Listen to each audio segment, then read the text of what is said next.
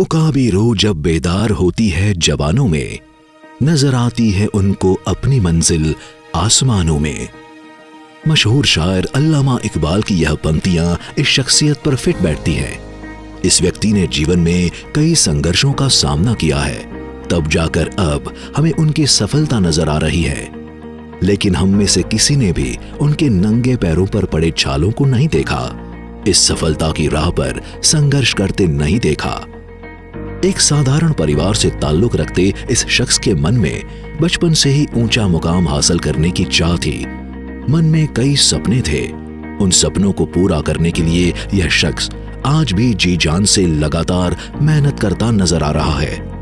दुनिया में उच्च मुकाम पर पहुंचने वाले व महान लोगों की बायोग्राफी पढ़कर हम प्रेरणा हासिल करते हैं, लेकिन हमारे बीच भी एक ऐसा व्यक्तित्व मौजूद है जिसके चलते हमारा सीना गौरव से फूल जाता है।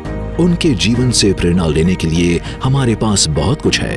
यह शख्स आज युवाओं के लिए बिजनेस आइकॉन बन गया है, समाज का रहबर बन गया है, शिक्षा गुरु बन गया है, वह बेसहारा का सहारा बन गया है, सच्चा समाज सेवक बन गया है, लोगों का हमराह बन गया है। हमें गौरवान्वित करता यह शख्स हमारे बीच ही खड़ा है। इस शख्सियत का नाम है फारूक गुलाम पटेल। श्री फारूक गुलाम पटेल का जन्म 24 मार्च 1972 को भरूच जिले के वागरा तालुका के सलादरा गांव में उनके नानाजी के यहाँ हुआ था। फारूक पटेल के पिताजी गुलाम पटेल भरूच जिले के त्रालसा कोठी गांव में रहते थे। पिता गुलाम पटेल गुजरात स्टेट ट्रांसपोर्ट संचालित झगड़िया डिपो में बस कंडक्टर के पद पर कार्यरत थे। वर्ष 1974 में जब फारूक पटेल की आयु 2 साल की थी, तब उनके पिता गुलाम पटेल का तबादला सूरत अडाजन सिटी डिपो में किया गया। वे अपनी पत्नी राशिदा बहन और बेटे फारूक को लेकर सूरत के अडाजन गांव में एक छोटे से किराए के मकान में रहने आ गए। बस कंडक्टर के रूप में पिता गुलाम भाई की प्रति माह सिर्फ 700 रुपए की आय थी, इसलिए उन्होंने फारूक पटेल को सूरत म्युनिसिपल कॉरपोरेशन संचालित भंडारी मोहल्ला तनवी वार्ड स्थित एक सरकारी स्कूल में भर्ती कराया। पहले से ही काफी इंटेलिजेंट फारूक पटेल की अच्छी पढ़ाई के चलते स्कूल शिक्षिका शांताबहन ने उनकी माताजी रशीदा बहन को किसी अच्छे स्कूल में एडमिशन लेने के लिए सलाह दी। माताजी ने फारूक को 5वीं कक्षा से श्रीमती वीडी देसाई बाड़ीवाला स्कूल में भर्ती कराया। यहाँ फारूक ने 12वीं कक्षा तक पढ़ाई की। परिवार की मदद करने के इरादे से फारूक पटेल ने जल्द ही कुछ कामकाज करने का मन बनाया और 12वीं कक्षा के बाद तुरंत एक्सपोर्ट इंपोर्ट का काम सीखने के लिए मुंबई अप डाउन करने लगे। इस बीच उन्होंने परिवार का गुजारा चलाने के लिए एक चश्मे की दुकान में भी काम किया। हालांकि उन्हें नौकरी से लगाव नहीं था, वह कैसे भी करके बिजनेस में हाथ आजमाना चाहते थे। इसलिए उन्होंने सूरत के विश्वविख्यात कपड़ा उद्योग में हाथ आजमाने का फैसला किया और प्रशिक्षण लेने के लिए सूरत के हाफिज ब्रदर्स में काम करना शुरू किया। फारूक पटेल ने महसूस किया कि जीवन में आगे बढ़ने के लिए डिग्री के साथ साथ प्रशिक्षण भी जरूरी है। वर्ष 1990 में उन्होंने मंत्रा यानी कि man made textile research association में अभ्यास करना शुरू किया। बाद में 18 साल की छोटी सी आयु में अडाजन पाटिया स्थित फैजल टावर में किराए पर एक दुकान लेकर ड्रेस मटेरियल का काम शुरू किया। फारूक पटेल के दिलो दिमाग में पहले से ही एक बिजनेसमैन बनने का मंसूबा था। उन्हें छोटे व्यवसायों में कोई दिलचस्पी नहीं थी। उन्होंने अपने माता पिता को संघर्ष करते देखा था। उनके मन में हमेशा कुछ बड़ा करने की ललक रहती थी। वही जद्दोजहद के बीच वह 1991 में इंग्लैंड गए ताकि अधिक पैसा कमाकर परिवार की मदद कर सके। वहां पिज्जा हट में काम शुरू किया और कुछ ही दिनों में टीम लीडर की भूमिका में पहुंच गए। हालांकि उस संघर्ष के बाद उन्होंने सोचा कि इस तरह बड़ी सफलता नहीं मिल सकती। इंग्लैंड में मैं अपना और अपने परिवार का भरण पोषण कर सकता हूँ, लेकिन अपने सपनों को पूरा नहीं कर सकता, अपने देश के लिए कुछ नहीं कर सकता। इसलिए वह वर्ष 1993 में सूरत लौट आए और कार्टिंग का व्यवसाय शुरू किया। सूरत हजीरा से भरूच तक की कंपनियों को माल सप्लाई किया। विभिन्न कंपनियों के निर्माण कार्य के भी कॉन्ट्रैक्ट लेने लगे, लेकिन मन कुछ नया और बड़ा करने के लिए विचलित था। इसलिए 6-8 महीने के बाद कार्टिंग का बिजनेस भी उन्होंने बंद कर दिया। वर्ष 1994 में सिर्फ 1 लाख रुपए की पूंजी के साथ फारूक पटेल ने केपी ग्रुप की स्थापना की और अडाजन पाटिया स्थित फैजल टावर में केपी ग्रुप की हेड ऑफिस शुरू की। केपी ग्रुप अंतर्गत केपी बिल्डकॉन प्राइवेट लिमिटेड नाम की पहली कंपनी की रचना की गई और अपने काम का विस्तार करना शुरू किया।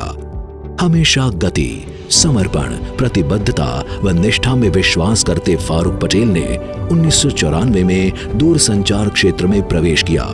मोबाइल फोन के प्रारंभिक दौर की रफ्तार को देखते हुए उन्होंने मोबाइल टावर निर्माण का ठेका लेना शुरू किया और करीबी दोस्तों और रिश्तेदारों की एक टीम बनाकर सूरत से आगे बढ़ते हुए गुजरात समेत 16 राज्यों में मोबाइल टावर निर्माण के लिए राउंड द क्लॉक काम किया। इस बीच उन्होंने मोबाइल टावरों के फैब्रिकेशन के लिए बड़ोदरा जिले के पादरा तालुका स्थित डभासा गांव में एक फैब्रिकेशन फैक्ट्री भी खरीद ली। मोबाइल टावर के इंस्टॉलेशन का काम फारूक भाई ने 13 साल तक किया। एक टावर से अनेक नेटवर्क का आइडिया फारूक पटेल ने मोबाइल कंपनियों को दिया और यह आइडिया काफी सफल हुआ। 2G स्पेक्ट्रम के आगमन के बाद दूरसंचार क्षेत्र में काफी उथल पुथल के चलते विजनरी फारूक पटेल ने मनोमन क्षेत्र को बदलने का फैसला किया। वह नया काम ऐसा करना चाहते थे जिससे मानवता व प्रकृति को लाभ हो। काफी विचार मंथन और अध्ययन के बाद उन्होंने रिन्यूएबल एनर्जी क्षेत्र में एंट्री करने का निर्णय लिया। यह वो समय था जब किसी को सौर ऊर्जा और पवन ऊर्जा का विशेष ज्ञान नहीं था, दिलचस्पी भी नहीं थी। उस समय फारूक पटेल ने पहली बार वर्ष 2008 में सोलर पावर क्षेत्र में प्रवेश किया और KPI global infrastructure limited company बनाई, जो अब केपीआई ग्रीन एनर्जी लिमिटेड के नाम से जानी जाती है। उसके 2 साल बाद वर्ष 2010 में केपी एनर्जी लिमिटेड के नाम से कंपनी बनाई और विंड पावर सेक्टर में कदम रखा। भरूच जिले के सुड़ी गांव में सोलर पार्क बनाने के लिए 220 एकड़ जमीन ली। हालांकि उस समय पर्याप्त पैसा नहीं होने के बावजूद उन्होंने अपनी साधन क्षमता का उपयोग करते हुए उद्योग शुरू किया। जिस जमीन पर सोलर पार्क बनाया जाना था, उस जमीन पर प्लॉटिंग स्कीम लागू कर एक नई तरकीब से बिजनेस शुरू किया। हमेशा होता है वैसे ही उस वक्त इस आइडिया पर लोगों ने उनका मजाक उड़ाया, लेकिन फारूक पटेल विचलित हुए बिना आगे बढ़ते रहे। परिणाम स्वरूप आज KPI green energy limited national stock exchange व बॉम्बे स्टॉक एक्सचेंज पर लिस्टेड कंपनी है। कंपनी की प्रोफाइल में हजारों एकड़ लैंड बैंक है, विविध साइट्स पर विशाल सोलर पार्क्स हैं। सोलर क्षेत्र में आगे बढ़ने का सिलसिला लगातार जारी है। जबकि विंड एनर्जी में काम करती व बॉम्बे स्टॉक एक्सचेंज में लिस्टेड केपी एनर्जी के पास भी एक मजबूत पोर्टफोलियो है। भावनगर के महुआ, मातलपर व पोरबंदर, द्वारका, कच्छ समेत ईपीसी के तहत विंड मिल का विस्तार किया। यह काम लगातार जारी है। उनकी कंपनियां हाइब्रिड व हाइड्रोजन क्षेत्र में भी बड़ा काम कर रही है। फारूक भाई के नेतृत्व में केपी ग्रीन इंजीनियरिंग ने भी निरंतर प्रगति की है और प्रतिवर्ष हजारों मैट्रिक टन उत्पादन करने की अपनी क्षमता में वृद्धि की है। कंपनी के पास 440 किलोवाट्स की क्षमता के ट्रांसमिशन लाइंस की सरकारी परमिशन है। आइसोलेटर का निर्माण भी कंपनी कर रही है। आज लोग फारूक भाई को रिन्यूएबल क्षेत्र के बड़े खिलाड़ी के रूप में पहचानते हैं। उनके करीबी उन्हें सोलर किंग के उपनाम से संबोधित करते हैं।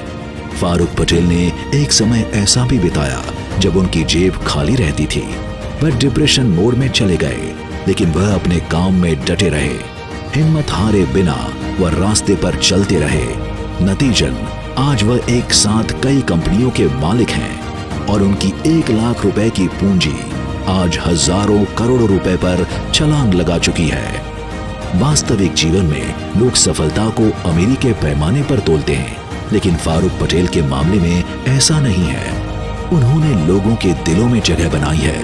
उन्होंने कई लोगों की दुआओं और प्रार्थनाओं में जगह बनाई है। समाज को वापस लौटाने की उनकी इच्छा के कारण वे निरंतर परोपकारी कार्य करते रहे हैं। खासकर शिक्षा, स्वास्थ्य और पर्यावरण के लिए वह काम कर रहे हैं। उनके दिल में बुजुर्गों, अनाथों और दिव्यांगों के लिए गहरा प्यार है। फारूक भाई पटेल के लिए कहा जा सकता है कि वह नेक दिल इंसान है, युवाओं के लिए प्रेरणा स्रोत है, समाज सेवक हैं, एक बेहतर बॉस है, एक अच्छे दोस्त है, एक बेहतर पारिवारिक सदस्य है। ऐसे फारूक केपी को लाख लाख सलाम।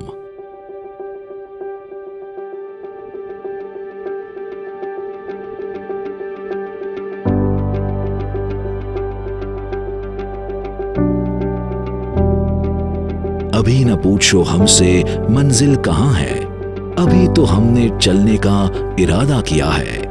न हारे हैं न हारेंगे कभी, किसी और से नहीं खुद से ये वादा किया है।